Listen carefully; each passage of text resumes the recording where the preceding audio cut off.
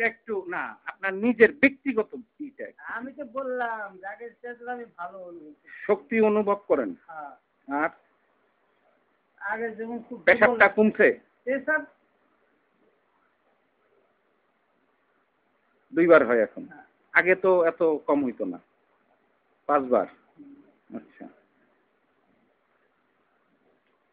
আর কি কি উন্নতি দাদা? আগে তো আমার ধৈর্য উঠান লাগছে, ধৈর্য বসান লাগছে, দুর্বলতা ছিল।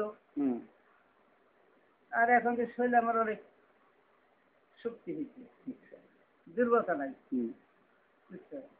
এই ধরনের কথা কইতেছি, কোনো দুর্বলতা সেটা তো আমি তো নিজেই জানি দাদা। আমি তো নিতেছি আমার ঠিক ওই 8, 8.5, 7.5। এটা তো ইনসুলিন নেন, এটার জন্য কিছু ব্যাড ইফেক্ট থাকবে, সেটা তো আর আমরা এত তাড়াতাড়ি পারবো না। এই যে তোমাকে বলছি যে কতদিন এই ওষুধ চালাইতে হবে।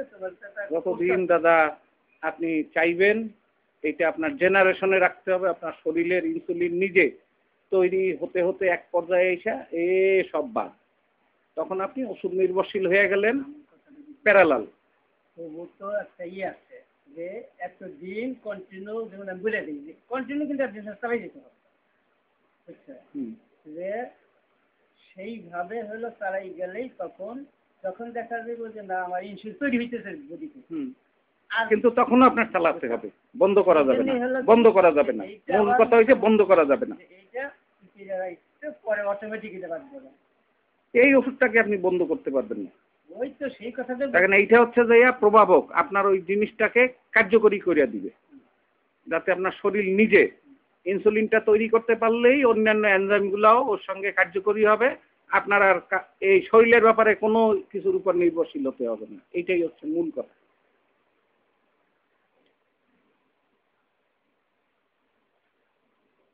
ওষুধগুলা কিভাবে সব লিখে দিতেছ? কোনগুলা? ওই যে ওষুধগুলা কিভাবে ওই আগেরটাই চলবে আপনার।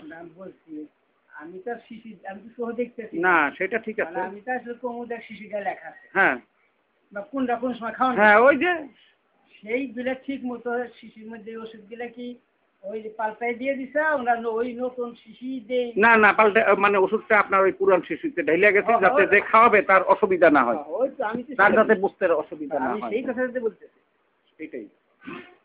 এটাই আর কিছু না। আচ্ছা, আর হলো দ্বিতীয়ত কথা হলো সেটা মানে আমার কাছে কোনো গোপন থাকবে না। বলেন। কারণ অনেক রুগীরা এসে আমাকে প্রশ্ন করে যে এই যে তুমি এই যে আমি বললাম যে আসতে এই টাইমে ওষুধগুলা তোমরা এইভাবে চালাই দিবে বা ওষুধের মূল্য এইভাবে হবে, কথাটা বুঝছো? কারণ আমি যা বলে দেবো রুগীরা কিন্তু দেখতে একবার। সেটা ঠিক আছে, তুমি আমাকে সেইভাবে একটা এই বলে দিবে। আমি রুগী বলুন তোমরা এখানে কোন দিন তোমরা ওষুধ দিবা, ফোন দিয়ে দিলেই হয়ে গেল। দিলে সে ওষুধ নিয়ে আসলো, তোমরা টাকা পয়সা দিয়ে ওষুধ তোমরা নিয়ে ঠিক মতো চালাই যাও। আমার ওই রিপোর্ট দরকার আগে, যে খাবার আগে কত, খাবার 2 ঘন্টার পরে কত, আর ক্রিয়েটিন, কিডনির অবস্থা কি, এইটুক আমি পেলে আমি ওইখানে বসেই আমি ওষুধটা জোগাড় করে ডাক্তারের কাছ থেকে ডোজটা ঠিক করে যার জন্য যাই এইটা একভাবে আসতে পারি। আর যদি ইমার্জেন্সি হয় তখন এইখানে এসে আমি যোগাযোগ। বহু রুগী আছে, আসুক বহু রুগী আছে। আমি কিন্তু আমার লাগবে দাদা এতটুকুই, আর ওষুধের দাম নেবে 3000 টাকা করে। ওই তো আমি সেটা বলে দিই, এই আর কিছুই না। এখন একদিন ধরেন 5 জন হইলো, আমি ওইভাবে একবারে চলে আসলাম, কষ্ট করে পৌঁছাই দিয়ে চলে গেলাম, ওনারা খাইলো। এবং প্রথম 15 দিন পরে টেস্টটা করালে বোঝা যাবে যে ডোজটা বাড়বে কি কমবে। এরপরে সেইভাবে সে চালিয়ে গেল।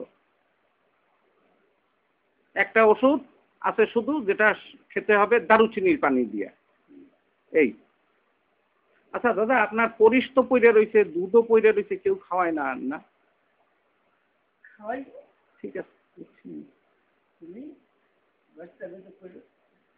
তো বললাম, আপনি তো দেখলেনই, আমি তো দাদা লাভ দিয়ে পড়লাম।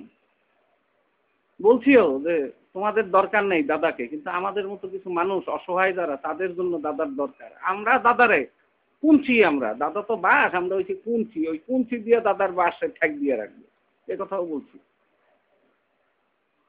তাই দাদা আশীর্বাদে রাখেন, যাতে একটা মিশন নিয়ে আমি নামছি, কিছু লোক তো উপকার পাবে, সেই আশীর্বাদ করেন দাদা।